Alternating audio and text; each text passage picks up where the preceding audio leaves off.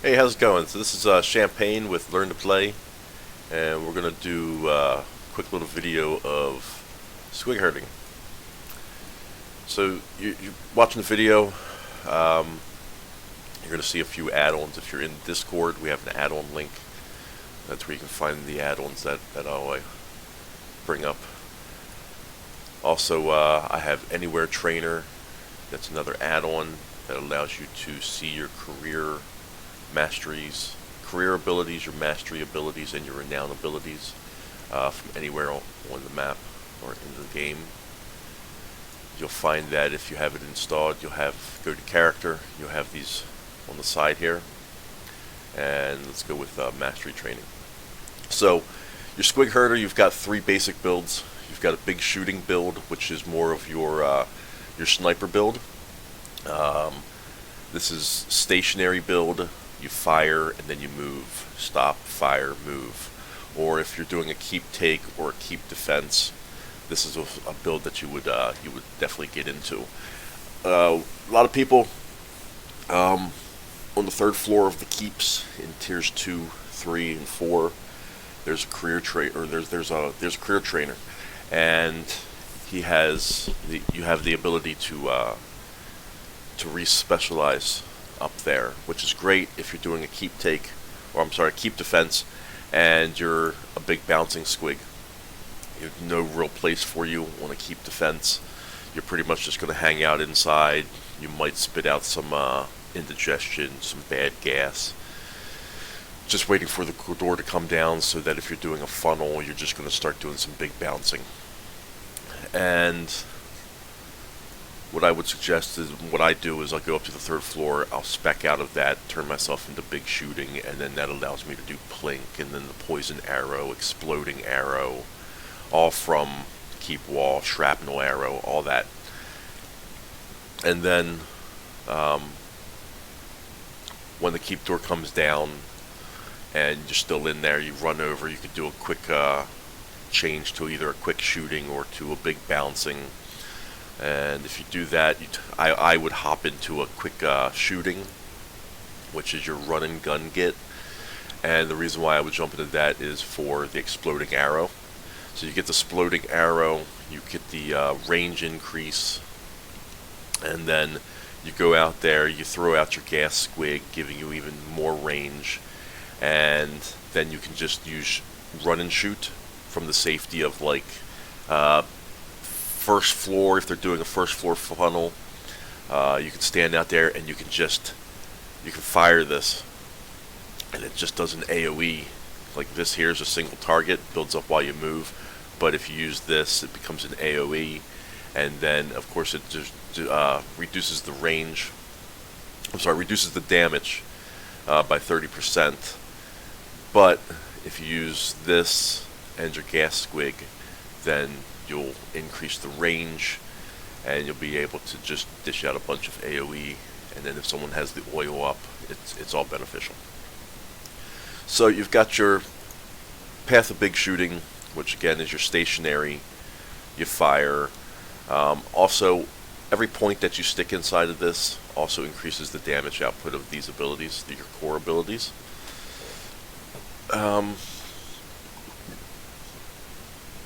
So that's one build. You get another build, of big bouncing. This is your melee build. In live, this used to be the path of stabby, something along those lines. It was a lot of stabbing. You did have your hard noggin, but it utilized a lot. Like you have drop that, which is a disarm. Not sure if you can use it in squig form. I have to give that a shot. So this is your armor build when you're inside of this. Everything. If you're going to go with this, take it all. You really need it all. It's all beneficial. This is your charge. Where your morale 4 would have been. It's now a charge. This one here will heal you. It's a heal over time channel. Indigestion builds up the cooldowns of your enemies. And then, of course, your Squig Leap, which you can get at 11, 13, 15, 17, 19, 21. At 21, you can get that. And then, of course, you have like Guard. This turns your Squig pet into a guard bot almost, because you get 25% chance that 50% of the damage dealt to you goes to it. And then this is great because if you're within 45 feet of your target, you increase your damage output. I mean, you're a melee Squig, so you're always going to be within 45 feet. And then this here actually greatly increases your defense when you use Sneaky. This right here, Sneaky Strike. Alrighty. So that's another build. Big bouncing build. And then of course you have your quick shooting, which is your run and gun. All of your abilities build up while you're moving, but they all have about 65 feet range. So you get 65 foot range instead of these over here with 100 foot range. Again, if you use your gas Squig, that increases your range by 10%. And then you can also use shooting with the wind, which will increase your quick shooting abilities by another 50%. So you go from what? You go from 65, and then 50% of 65 is 30, what is that math, 32? So now you're up to 97 feet, and then you slap on another 10%, so another 9, so 106. So now you've got 106 foot range on this, your run and shoot with your splintering arrows doing an AoE from 106 feet away. That's fantastic. So this is your dots, your run and gun. This is your charge for this for a Squig who's not in Squig form. Actually, it will work if you're in Squig form or Squig armor, but you have to have an active pet. You'll hit that, your pet will taunt everything, and then you'll get a 30% in speed increase for 10 seconds. So it's a charge, or it's a getaway. It's a lot like the runaway tactic. However, if you're in this form, this Squig armor, I suggest that just grabbing the territorial aggression tactic if you have it. You don't get any Squigs. It's a lot like All By Myself. However, it does reduce the damage that your ranged abilities do. However, you get an increase in your melee attacks and your armor. So this and territorial aggression is the same as having your Horn Squig out, which also increases your armor, and having the All By Myself tactic. So you can't have any Squigs out with territorial aggression. However, it gives you the same bonus as the Horn Squig and the All By Myself tactic. And you're not going to do a lot of range damage anyway, because most of your abilities are all going to be melee. Now let's talk about your Squigs. So let me go ahead and get out of this form and get rid of territorial aggression. So, your Squigs that you have are the same basic stances that a Shadow Warrior has. That is your mirror class. A lot of people think that your mirror class is your White Lion. It's not. Enough people complained about Squigs not being like White Lions, so they got a pounce. It's quite ridiculous, to say the least. Alright, so you're going to start off with this. I call it the Bigfoot. This is your Bigfoot Squig. The reason why he's your Bigfoot Squig is he'll eventually give you a knockdown. He is your ranged knockdown. He was your ranged knockdown. So you could have a tactic that allows there to be no cooldowns on your Squigs. So you could drop your Squig down, send him out, he'll do a ranged knockdown, and that's pretty much the same thing as the Shadow Warrior's knockdown ability. However, Nobody really uses this Squig because this is more of your PvE Squig. He's got two great abilities. One is the knockdown, the other one is he taunts. So he is your tank. If you're doing PvE, you're soloing a PQ, or you're maybe even doing a lair boss or anything like that, and you come up to a mob that you're having difficulties with, this is the Squig you want to use. I suggest that you create yourself in one of these tactic windows. You create yourself a tactic where your Squig has more toughness and wounds, no cooldowns. That way, you can fire him out, let him go tank the hero, buff him up with his Squig Frenzy, and then go ahead and go to town. Do your plinking, your lots of arrows. If you're in Squig armor and you're not using territorial aggression, get in there and pounce and bounce and leap. But he will definitely take care of the aggro. Then, once you have your next Squig, I believe you get in maybe the Spike Squig. So he does a spine fling. He'll shoot out like a bunch of spines and ranged like lots of arrows. Oops.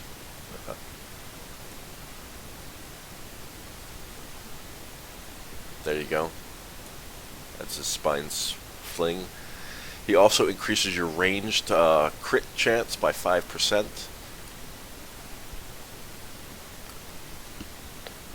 And is that all he does? Let's see, what does he do? He, oh, you get an auto attack while you're moving. It's a good one for run and gun, so put him on passive so he doesn't run off. And while you're running, you'll have an auto attack, so there you go.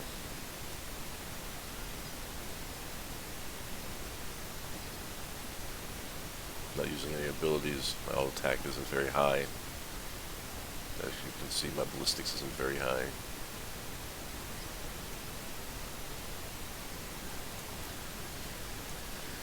So that's that.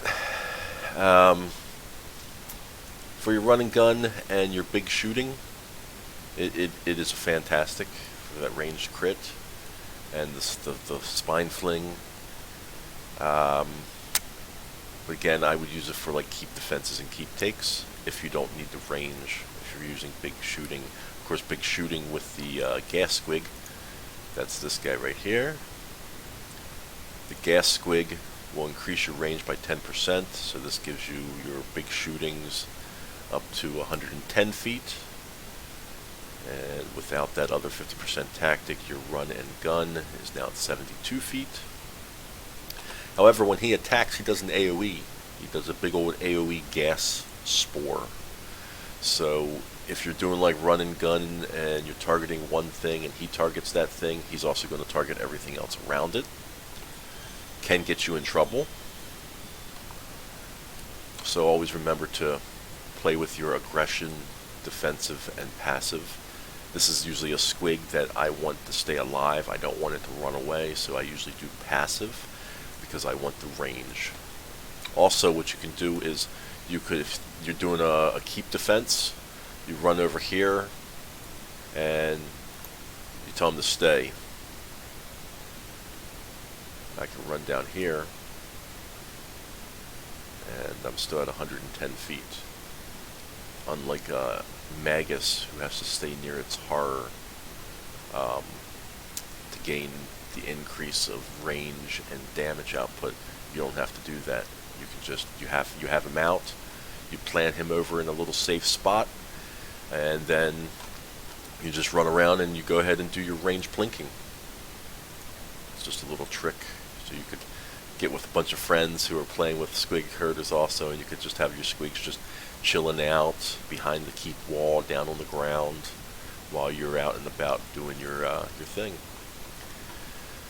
Then you have your horn squig. This used to be a knockback squig. It was fantastic. So the exploit of the pet in a keep was you would run up to the door or the postern, you would deploy this squig, which would deploy him inside, or sometimes the pets do run through everything, like a lion will just run up, mysteriously appear inside of a keep and attack somebody. What you would do is you would target someone on the keep. You would then send him in. He would run inside, run up the steps, run towards the guy from the backside, and then punt him off the wall so that all the melee could kill him. However, he no longer punts. He is now a knockdown. So now you have 2 ranged knockdowns. However, this knockdown also gives you an increase of armor based on the armor that you have from items that you're wearing. So right now my armor is 3983 with him out, and with him not out it's only 1991.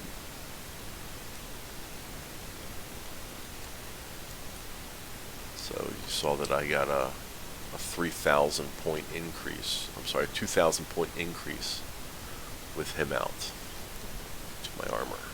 My armor is now 45% reduction in physical damage. And then this guy, we now have a 90%.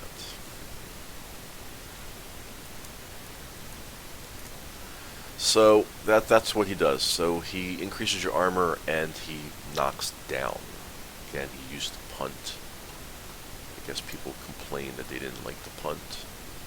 I'm not sure. They wanted a knockdown, and not realizing that they had a knockdown. It was this squig right here. So there you go. Those are the squigs. Those are the squigs that you'll get. Level 1, you're going to start with the Bigfoot. I believe the next one you get is, I think it's the horn, and then I think you get the spine, and then the gas. I could be wrong. Probably I'm wrong. You've got 3 builds. Again, this add-on is called Anywhere Trainer. Allows you to see renown, career tactics, or career abilities. You used to be able to train anywhere, but the devs took out that from the coding, and at least you can still see things. So you can see, you don't have to run to a trainer to see how many more points you need to stick in something, or what your build's going to be, or how you're going to spend your points over here, or what abilities you still have left if you're not 40 yet, what's coming up for the next level. It's a great add-on. Pop your auction up if you have shinies, which I use shinies. Let's see here. So you go here. Do that.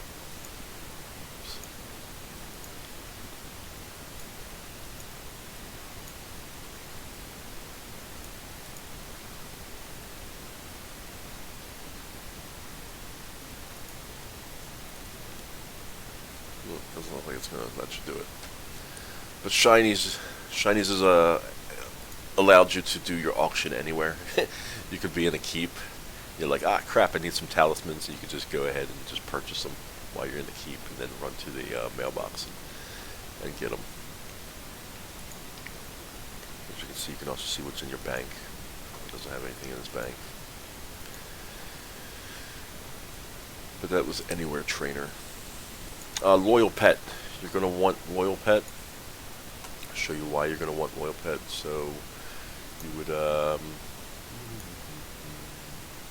interface add-ons. You want to make sure you get Loyal Pet. And then you can do L-Pet GUI / L-Pet. Let's see. L-Pet load profile. Pet reset. L-Pet GUI. Okay. L-Pet GUI. There you go. Okay, so you get this. Here's your options of what you get to do. auto switch to player's target. So normally what you would have is you would send him out to attack a target, and then you would shoot this target, and then he would run over there and attack. But it's turned off here because I want my pet to attack a totally different target that I'm attacking. What this allows you to do is it allows you to put pressure on a healer with a pet while you're taking on Witch Hunter, or vice versa. You send him after the Witch Hunter and while you're trying to take out the Archmage. Very beneficial if you're using like a bunch of Squigherders. There are times where we've played and we've done like 12 Squigherders in a war band, and then that way you have 12 Squigs going after the Warrior Priest and 12 Squigherders going after the Shadow Warrior or the Archmage or something like that. So you put pressure on something because you can assign it so that your pet doesn't go after only what you're attacking. And that's super beneficial. And you'll see a bunch of other things also. That these are things that you can set. Your keybinds, create yourself a keybind for what you want.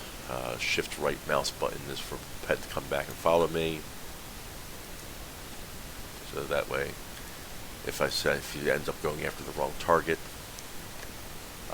actually for some reason it doesn't seem to show him out. There we go. There we go. Gas Squig. So he's on passive, so he won't engage if somebody attacks me. He won't engage if I attack somebody else. He'll only go and engage when I send him out to engage.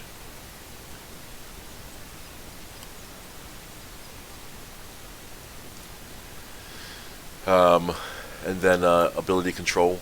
So we're on a Squigherder, so it'll show you everything that we have. Squig Squeal, which is your taunt from your Bigfoot Squig. Death from above, which is your knockdown from your Bigfoot Squig. Then you've got Gore and Headbutt. Those two things come from your Horn Squig. Goop Shooting and Spore Cloud comes from the Gas Squig. And then your Poison Spine and then your Spine Fling. Those come from your Spike Squig. And then you can set a priority to them. As you can see there, it says that priority 2 is the highest. Health limit, you can choose when it'll stop using an ability depending on what its health limit is. Here you can choose whether or not you can ignore an ability. Like, let's just say you never want him to do his taunt, then you would set that to off or ignore, and every time his ability becomes active or ready, he won't use it. Things like that, depending on what it is that you don't want. Let's say the AoE, the Spore Cloud. You want the range, but you don't want that AoE. You don't want him to draw on a bunch of other targets because you're sitting here trying to attack something where you want that extra 10-foot range. However, you don't want, and you're scared that you might accidentally hit it. The passive ability, even though he's passive, he won't attack anything unless you tell him to. A bunch of different variables. You know what? Just turn it off. Ignore it. He'll never shoot out a gas spore again. He'll never draw in all those other mobs you didn't necessarily need him to draw in. And you don't ever have to worry about it. And you can even send him in to go attack things, and he won't do a big old gas goopy like that. Boom, that's with the AoE. So you won't have that. And then, of course, you have your profile. You can save things. You can load it up for other Squigherders that you have also. And then you can just recall it. It's the same exact thing as if you were creating a profile for you to share for your layout and UI editor. Again, we have a video on that too. So again, this is a Royal Pet. It's a must-have. In my opinion, it's a must-have for anything that has a pet. This will work for Squigherders, White Lions, Engineers, Maguses. I think that's the only thing that has pets. Right? Yeah, probably. But all of those, you can set that up to utilize more efficiently your pet and the abilities of your pet. Okay, so I hope that's helpful. I don't know if there's more if you want me to look into more for you for the Squigherder. Let's go. Oh, here. Yeah, let's do that. Okay, so my build right now is currently an armor build. I'm only in Squig armor. I'm doing farming is what I'm doing. I'm farming PQs, getting purple bags so that I can salvage the purple bag items into purple fragments, and then I can turn those into purple talismans, and I bank this stuff and I give it out to guildies. Blues and purples give it out to guildies. Greens are usually given out in tier 1. You'll see champagne giving out talismans. And anything else, I'll help people get their mayhem gear, havoc gear, and ruin gear farming. But that's his basic build. So you'll see that I'm in mercenary, which gives me an armor increase. It also, I have armor talismans and everything, so I'm just a big beefy build.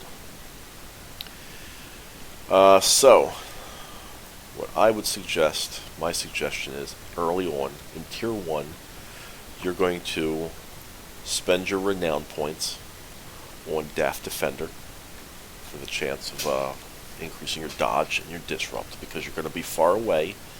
You're going to try to kite and stay away from slayers. White lions are always going to charge and pounce you, but not in tier 1 because there's no pounce. However, white lion pets are sort of considered a mob, an NPC mob, so therefore they run faster. Mobs in the game will run faster than the player. They will naturally catch up to you. A white lion's pet will naturally catch up to you. And then it will slow you.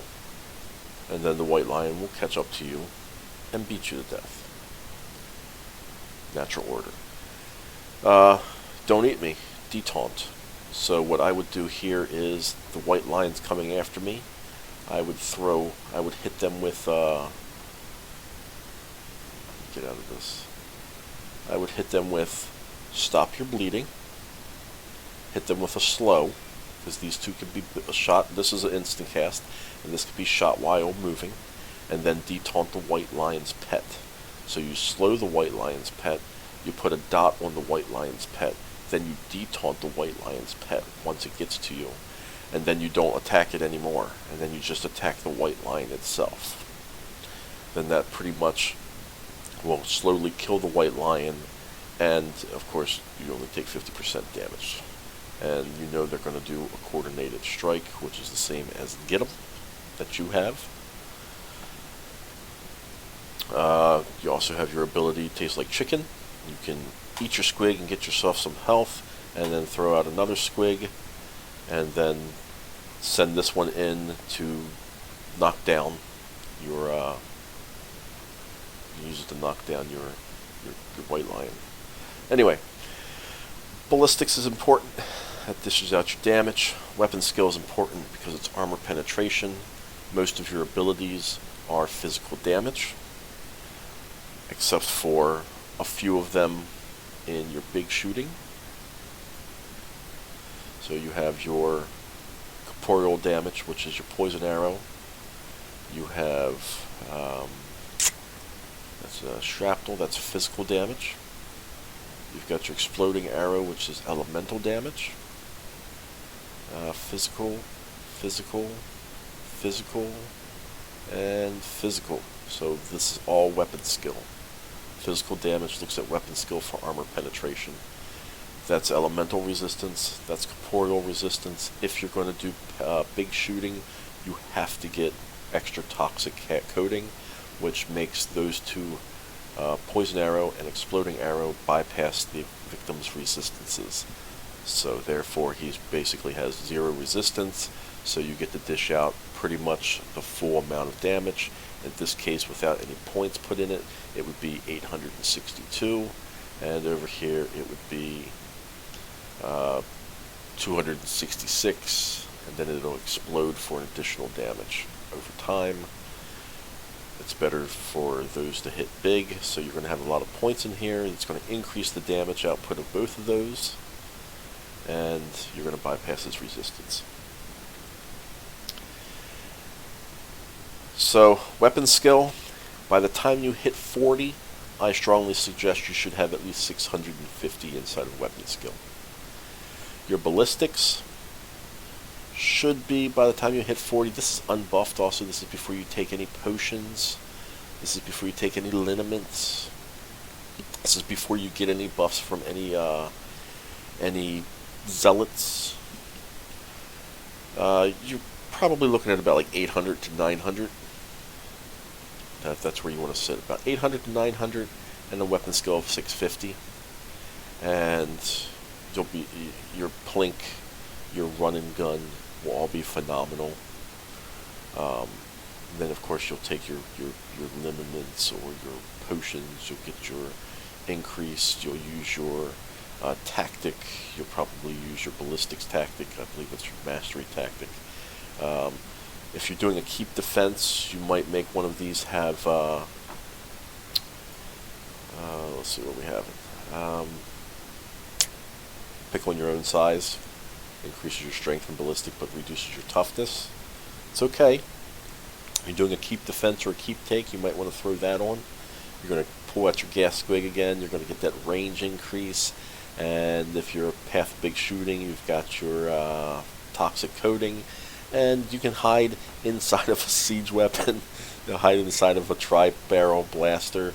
Hell, hide inside of a black orc. I mean, they're big. Hide inside of them. There's no reason why you can't hide inside of them. And then just plink away, man. Plink away. Lots of arrows. Use your things that bypass resistances. You'll have a high damage output. Even your plink will melt through the armor. I hit them with what blocka, hit a tank with what blocka, and then go to town with lots of arrows and plink with a high weapon skill, with a 650 weapon skill. It'll be fantastic. You'll really enjoy it. Again, mine aren't high because I currently have my armor sets on.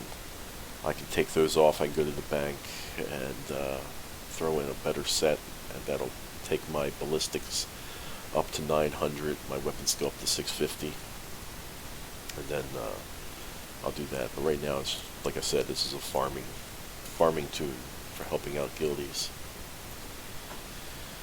So there you have it. Those are the things that I would stick with. What I would also suggest, so you're going to be going with Daft Defender early on in one. I would definitely max out Daft Defender. And then from there, I would go with the ranged. Is that the ranged?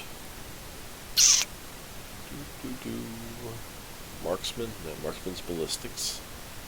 What is it called? Sure shot. That's it. Sure shot. Then I would start working on the sure shot and get your ranged crit up.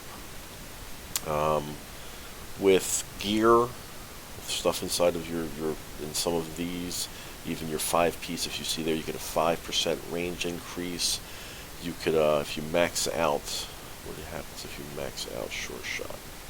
Sure Shot will give you a total of 14%, plus the 5 from this, will give you 19%. You'll have boots, maybe even some jewelry pieces that will increase your percentage by maybe 2%, and then there might be something else with 2%, 4, and then there's 24, and then your weapon, you might have a weapon that increases your 2 weapons. You might have scenario weapons that increase your range crit by probably 3%. You're looking at maybe 45%, 40%, and then you're going to pull out your range squig, your spike squig. Give you another 5%, so you're up to about like 45, maybe even 50% crit chance, which is also incredible. And then go to town. Those are the things that I would stick with. Sure shot's going to be costly, so let's look at this. 45. You need 45 points worth of renown just to get all of that. And then your Daft Defender, you need 20 points. 6, 3, 9, 10, 10, 20. Yes, 20 points. So you're looking at 65 points. You're not going to get them all. You're going to get 10 points at 15. 10 points at 15. So you're looking at renown rank. Renown rank 70. We'll get you all of that. Have fun with that. So there you go. We now know what your squigs do. We know your 3 basic builds that you're going to be looking at. Big bouncing. You also see a lot of people. You see them running around that meatball. It's beefy. It's a beefy build. And then got your stand around, and you got your plinking or your running gun. So I hope that was helpful. Kind of long-winded. Sorry about that. Okay.